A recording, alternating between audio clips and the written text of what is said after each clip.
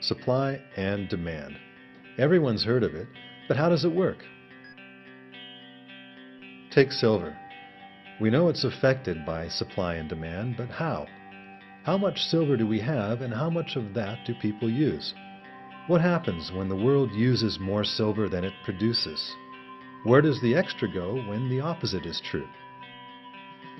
Silver is a relatively rare metal. In fact, the total volume of silver ever mined would fit into a football stadium.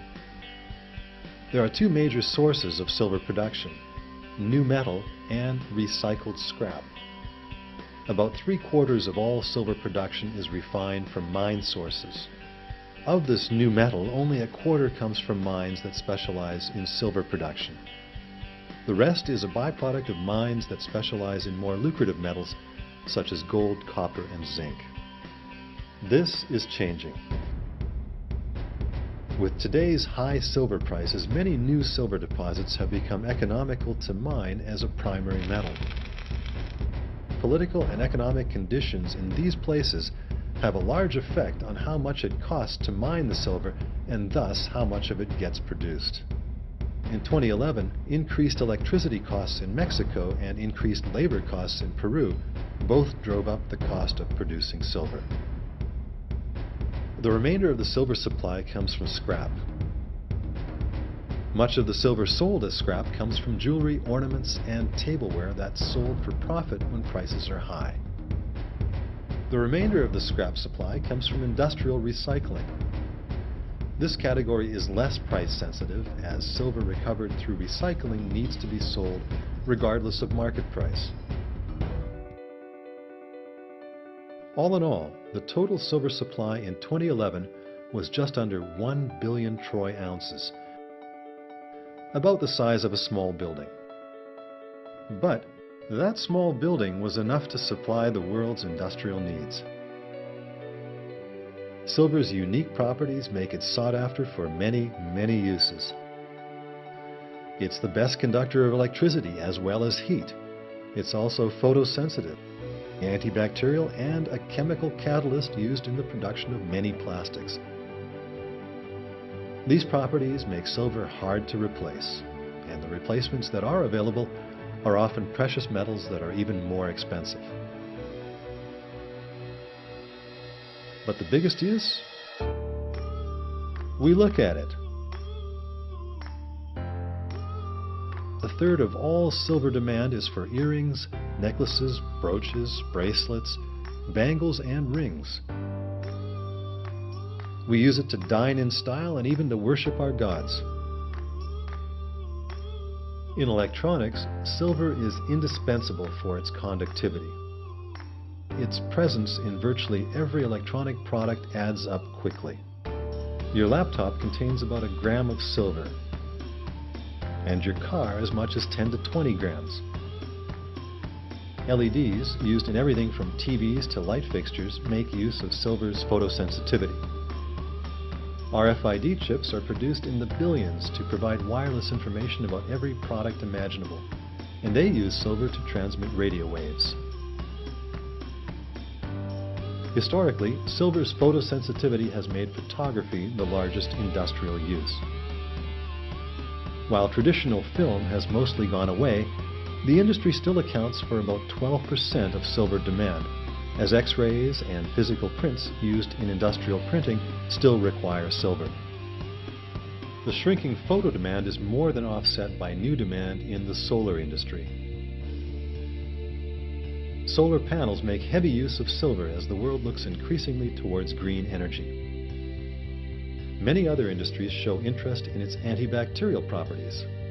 The medical industry uses silver to discourage microbe growth in everything from bandages to hospital gowns. Clothing manufacturers use it to inhibit the growth of bacteria that make sweat stink.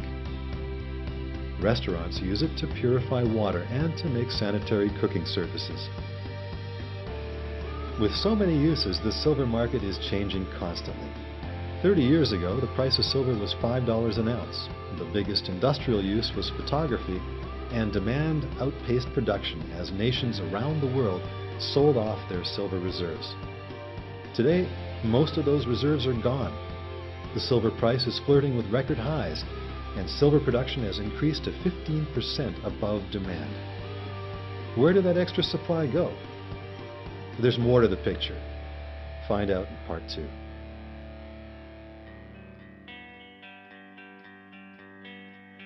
"2011 was a good year to be a silver supplier. The silver price was around $35. Cash costs averaged $5, making for a comfy 700% margin. But there's a mystery here. Of the almost 1 billion ounces of silver produced in 2011, only 860 million were required for industrial uses. Supply was 15% greater than demand, and the price of silver went up. Where did the extra 130 million ounces go? Was silver violating the laws of economics, or is there a better explanation? The extra silver was bought by investors. Investors invest when they think they can make money. And in 2011, they were right. The average price of silver rose 74%. Silver is traded on COMEX, the world's largest silver exchange. Unlike, say, televisions, there's only a limited number of places you can buy silver. You can shop around for a lower price on your TV, but it's hard to shop around for silver. Practically speaking, when you're talking about the price of silver, you're talking about COMEX. On COMEX, the spot price of silver is the average price of all silver trades in the last 2 minutes of trading in the highest volume future month. Wait, what's a future? On COMEX, silver is traded as future contracts, an agreement to buy X amount of silver at Y price at a specific point in the future. If you're a jeweler or a large electronics corporation or anyone who uses silver for industrial purposes, this makes sense. You want to know how much the silver you use is going to cost you. But it also provides an investment opportunity, hedging. Hedging is buying low or selling high in expectation that prices will rise or drop in the future. And if your expectations are on the money, you'll make some. Some investors buy and sell silver without ever intending to use it, or even take possession of it. They only own it so they can sell it later at a higher price. Let's review our numbers. Last year, 1 billion ounces of silver was produced, and some 85% of that was required for industrial uses. But the total amount of silver traded on COMEX was 182 billion ounces. That means that for every ounce of silver produced in 2011, it changed hands 182 times before it left the market with the person who's ultimately going to use it. That means 99.5% of trades on COMEX were made by investors. Sometimes investors make decisions based on supply and demand. If supply costs are rising, they might expect to make money if they sell in the future when prices are higher. But they also make decisions for political and economic reasons. Right now, a lack of trust in global currencies such as the euro and the US dollar mean a lot of investors are buying silver for its historical role as a currency, which they hope is more stable. In 2011, they bought all 130 million ounces of extra silver that was produced. And if there had been any more, they would have bought that too. That solves our mystery. Even though supply was greater than industrial demand, investment was also a source of demand. Together, both types push the price of silver up. So what have we learned? There's more to supply and demand than just how much people make and how much they use.